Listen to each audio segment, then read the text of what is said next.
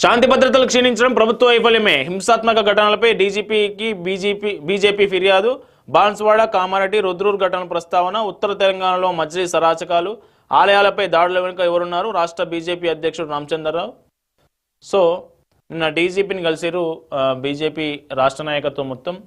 మనకు రామచంద్రరావు, రాష్ట్ర అధ్యక్షుడు రామచంద్రరావు, మనకు ఎమ్మెల్యే పాల్వాయి హరీష్ బాబు, అట్లాగే ఎమ్మెల్సీ మల్క కుమరయ్య, వీళ్ళంతా డీజీపీని కలిసారు. నిన్న డీజీపీని కలిసి హిందూ దేవాలయాల మీద దాడులు జరుగుతూ ఉన్నాయి, మజ్లిస్ అరాచకాలు బాగా పెరిగిపోతా ఉన్నాయి అనే దాన్ని ఫిర్యాదు చేశారు. సో దానికి సంబంధించినటువంటి వార్త.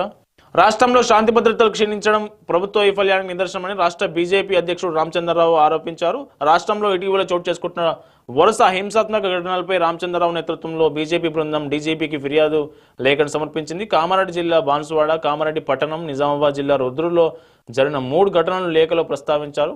నిష్పక్షపాతంగా విచారణ జరిపి దోషులపై కఠిన చర్యలు తీసుకోవాలని, బీజేపీ కార్యకర్తలపై మోపిన తప్పుడు కేసులను వెంటనే విత్డ్రా చేసుకోవాలని డీజీపీని కోరడం జరిగింది.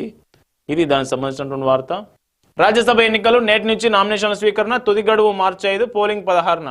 అభిషేక్ మను సింఘ్వికి ఇప్పటికే ఖరారు. 2వ సీటు పైనే